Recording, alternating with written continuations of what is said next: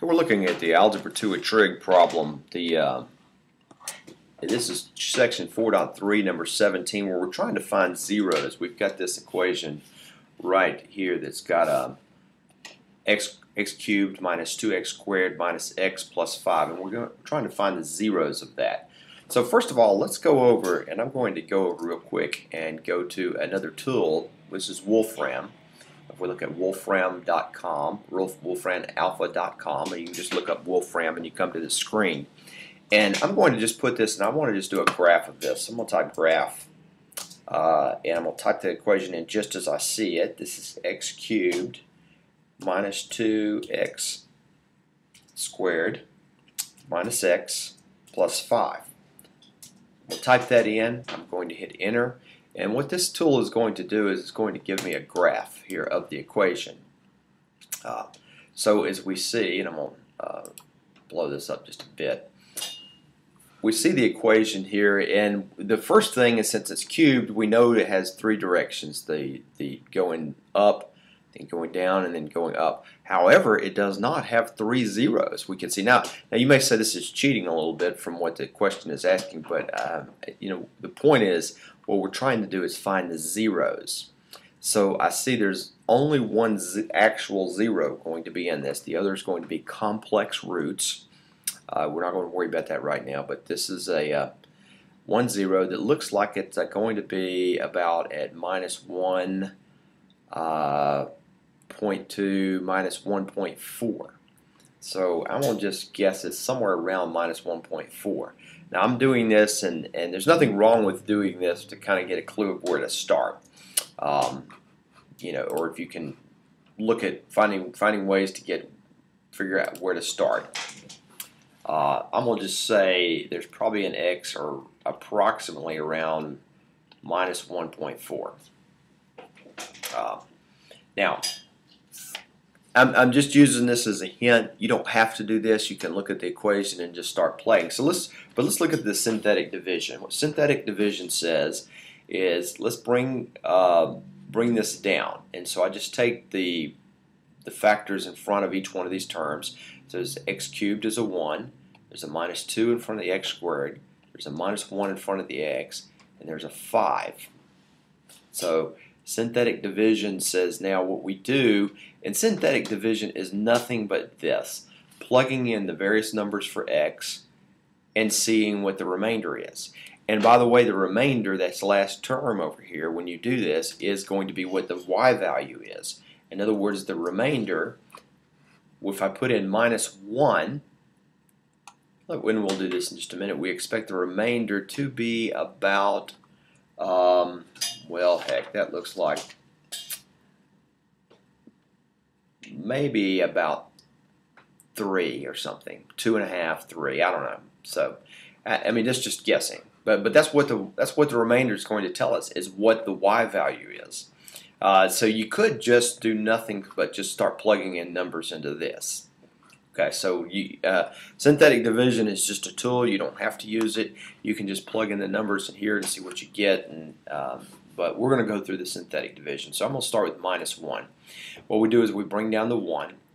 So it's now minus 1 times 1. That's minus 1 and minus 2. It's going to give me a minus 3 because I'm adding. Minus 1 times minus 3 is 3. Minus 1 is 2. And this is going to be minus 2 and 5, or this minus 3. So that's at p of minus 1. If I plug in minus 1 up there, I'm going to get minus 3. Now you may say, well, heck, it's a lot easier to just do this with a calculator. Well, actually, what I'm doing here is a little bit faster than plugging all this into a calculator. But trust me on that, or try it. Now, what I've noticed is this is negative, which means whoops, actually this is supposed to be positive, I'm sorry. Minus 1 and that's minus 2 and 5 is 3. Okay, so that's positive. So that means the y value, when I plug in minus 1, the y value should be 3. And if I look over here, that's exactly what I got, minus 1 and 3. My guess was actually a pretty good guess. So what I'm looking for is, where does it dip? Where does it change to negative? Because where it changes to negative, like if I plug in minus 2 here, and let's just do this. So put in a 1 there. They'll bring that down from the top. And so this -2 and -2 is going to be -4. And then this this 8 and -1 is 7. So this -14 and 5 looks like it's going to give me a -9. Now, and this is going to be when P is equal to -2. So when P is equal to -2, let's look back at my graph, which is going to be over here. I don't see it in this graph. I could change this graph to show that, but that's going to be over here, and it looks like this is going down pretty steeply, so -9, at least that makes sense to me.